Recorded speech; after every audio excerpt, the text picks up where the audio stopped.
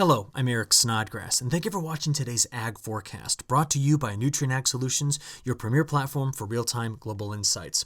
Well, I want to begin with an animation that you see over here on the right from our GOES 17 satellite, and the very vigorous wave that you're seeing right now going across the Intermountain West after hitting California is going to initiate a powerful low-pressure system this weekend that will eventually make its way across the middle part of the country, bringing a lot of heavy rain to the Midwest, some big-time snows in the northern plains, and yet another severe weather outbreak for the southern Mississippi River Valley and points to the east of there.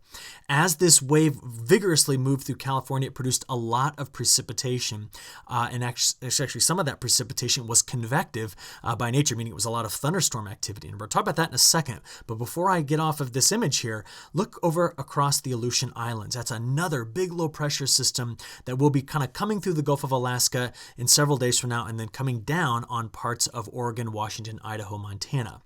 Now, something important to see here before we talk about that convective nature of those storms is we don't see the Pacific setting up, at least in the near term, to slam another atmospheric river event into California, which is good. They need a little bit of reprieve from all the heavy rain.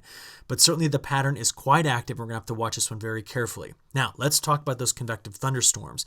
You can see over here on the left that as this made landfall here in California, we were getting some lightning out of this. And I got to show you a pretty amazing video that surfaced on Twitter late on Wednesday night.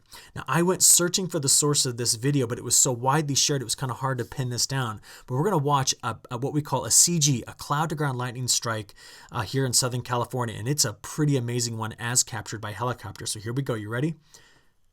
Right there. Now that was quick, but holy cow, that sucker struck right there in a very heavily populated area. And you'll see here in a few minutes a few power flashes. Yeah, right there out of this system. Incredible to see this. Now watch it again. Huge cloud-to-ground strike. I think this is a negative polarity strike, meaning that the bright flash we saw actually came up from the ground, not down from the sky. It's kind of a trick that's played on the camera, but there's the power flash that happened after this. Wow, what a vigorous system. Well, that system is taking aim on the middle part of the United States here in the next few days, and we've got to talk about it. So here's the major threats we're dealing with in the near term.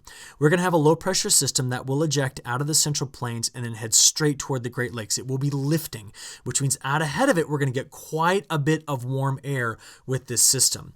Now, before it even gets there, we're dealing with light snow in this area throughout the day on Thursday, getting into Friday. So we'll talk about that in a few seconds, but the bigger event will be following this. Now, I know you're looking at this map over here on the left, trying to pinpoint maybe your location with snowfall amounts. Don't do that. We're really just using this map to kind of hone in on where we think the heaviest snowfall amounts are going to be.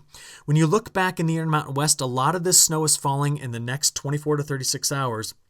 But the bigger snowfall that you see coming down through British Columbia and then eventually here into the Cascade Mountains and in the Northern Rockies, this is all coming on a wave that will be hitting in the next 5 days, not in the near term.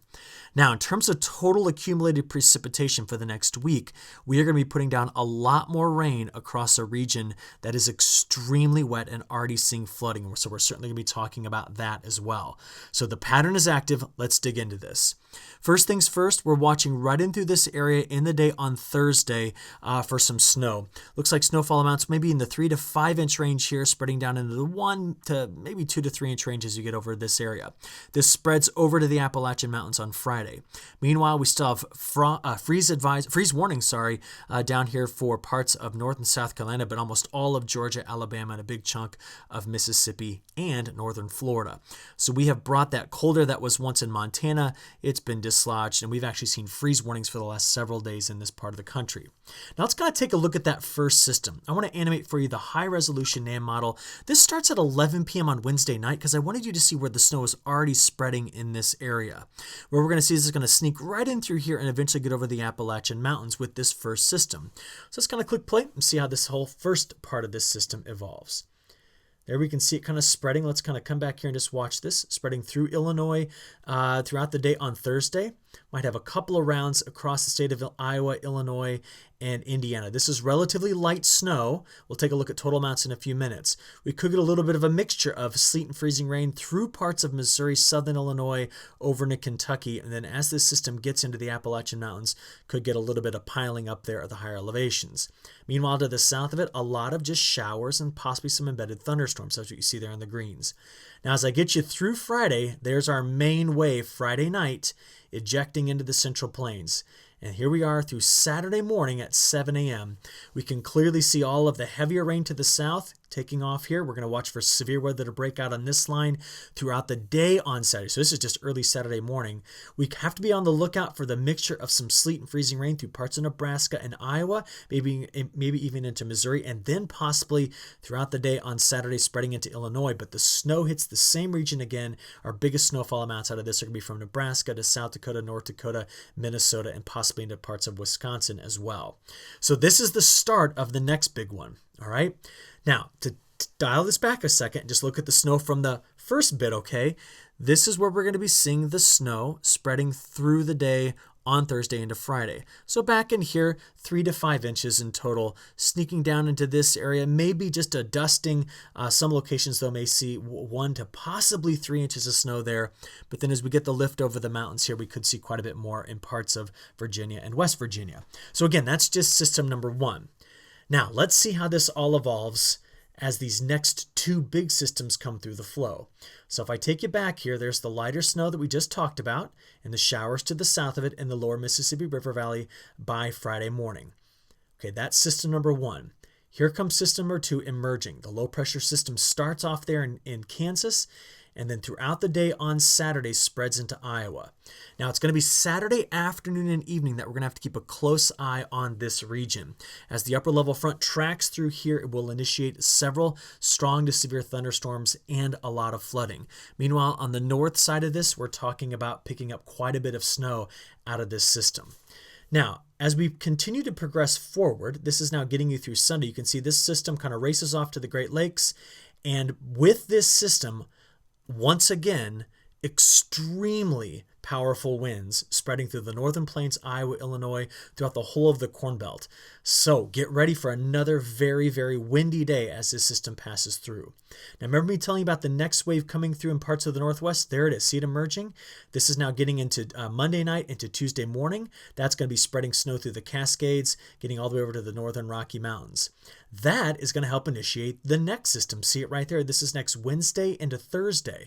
Now, we don't have all the details pinned down about this one, but it just shows you there's a very active pattern with a trough ridge system. It looks like this. Each one of these low pressure systems following this trajectory.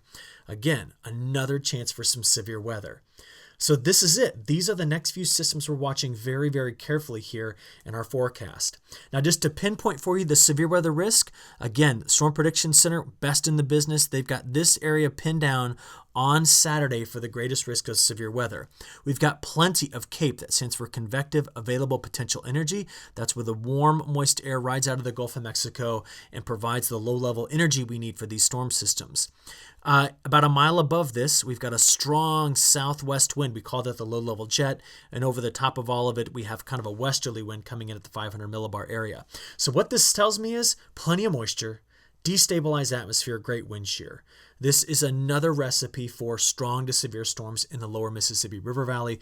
Keep an eye on it. We'll have our regional update that'll come out Friday morning to midday. That'll give you the latest details at my.nutrienagsolutions.com. Now, my major concerns with these next few systems are really highlighted in these 2 maps. So I'm taking you out for the next 10 days. This is showing you the probability of picking up at least 6 inches of snow. We've already got a lot of snow on the ground in the northern plains, in the northern part or the headwaters of the Mississippi and Missouri River. That snow is going to have to melt, which means as it comes down through the main part of the river system in the middle part of this country, it's going to meet a region that it's going to pick up another 2 inches of rain at least. That's showing you the probability over there on the right of picking up 2 inches of rain over the next 10 days. This area is already saturated. We've been talking about it for weeks. My biggest concern as we progress through March into April is that we're going to be seeing a pretty substantial flood threat through the middle part of the country. And this next 2 systems coming through not only bring the severe weather down to this part of the country, but a lot of rain and that snow in the northern part of the U.S. Now, if you've been watching my videos, I've been talking about this pattern breakdown where we've kind of gotten rid of this huge ridge that set over Alaska. We did that, but I had kind of thought that by mid-month we'd see a temperature pattern change. But it looks like this cold air is going to take a while to dislodge. Now, the upper level pattern's broken down. Let me show you what I'm talking about here. As I click play, we can see the first kind of wave swinging through right here. That's our first big system this Saturday. Really a lot of warm air out ahead of it. Look at that ridge on the eastern kind of third of the country. A lot of warm air out ahead of this. Here's the second big wave right there that comes through around Wednesday into Thursday of next week. Again, warm air really pushing out ahead of this. But overall, what do we see? We see the pattern trying to go into what we call the positive Pacific North American pattern. That's basically where we have a broader trough here, a ridge out west, and then a broader trough over the east. The flow tends to split in this case. And where we've got this feature here, yeah, they're going to warm up, but we're going to have a hard time dislodging, the colder air that will be across the eastern 2/3 of the country permanently. You're going to see some warm-ups, but I'm talking about getting rid of it permanently. Let me show you what I mean here. As I animate this out, you see, yeah, cold air is in place as we progress through the end of this week. But watch, our system that comes out this weekend, look at all the warm air out ahead of it. But there's cold and very windy conditions behind that, and the cold comes right back in behind this. Now watch, here comes our next system. This is next Wednesday. See the warm air out ahead of it? But then the cold air comes in behind this again as we finish out next week. Now I will say this, the European ensemble, as we slide out here to the start of the third week of the month, still keeps the cool bias across the eastern 2/3 of the country. But we're in this part of the color spectrum, not down here anymore. So honestly, this is going to feel warm by comparison. So I'm looking forward to it, although it's just not the really warm weather we'd like to see by the time we get into the end of March. Okay. Just to do a quick global update, because this week on Wednesday, we released our long-range outlook at my.nutrienagsolutions.com that took us all the way out to some perspective through July. So I didn't do the midweek global update, so we'll just do that really quickly here. I want you to see something. Over the last 7 days, we've had some very heavy rainfall in parts of northern Brazil. And why this is important is because there's a road that goes from Mato Grosso up here into the Amazon to get some grain out. And they've had a lot of flooding on that roadway, causing some major traffic delays. As we have been discussing, we will be seeing, much of Brazil kind of pushing over, moving into a drier pattern as we get into the 3rd and 4th weeks of March here. So this is going to impact the safrinha crop. Meanwhile, southern Brazil, northern Argentina staying wet. So that is kind of falling nicely in line with what we've been discussing in our longer range forecasts. I want to take you to Australia quickly. Over the next week, that's the map that's over here on the left, we see that much of the subcontinent is dry, only the coastal regions picking up on some precipitation. But we can see that once we get past this next week into late next week, what we see here is that the model's been pretty consistent about bringing in some more rain and thunderstorms here as we progress into fall for Australia, really getting into parts of Queensland and northern part of New South Wales. So this is a very agriculture productive region in here, getting some rain that they desperately need. I want to finish with a quick update about Europe. We can see that much of Europe is going to be spending the next 5 days warmer than average, but a very active pattern emerges over the weekend into early next week, which is why the subsequent following days, especially in Western Europe and Northern Europe, we're picking up on some cooler than average weather, while the warmth spreads over here toward the Black Sea and the Russian wheat belt. When each one of those waves comes through, we can see that the European model is certainly picking up on wetter than average conditions for much of Western Europe as we progress into next week. So that's just kind of our global update here. But with that, I'm going to go ahead and wrap up this forecast video. We at Nutrien Ag Solutions hope you look forward to our next ag forecast coming out soon. Have a great weekend, and we'll talk to you soon. Thank you.